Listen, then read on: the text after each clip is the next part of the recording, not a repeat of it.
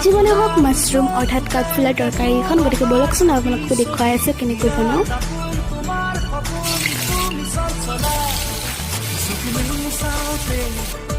দেখিলো যে তোমাকে চকুৱে চকুৱে চিনি পালো হঠাতে চকু মেলি চাওঁতে দেখিলো যে তোমাকে চকুৱে চকুৱে চিনি পালো হঠাতে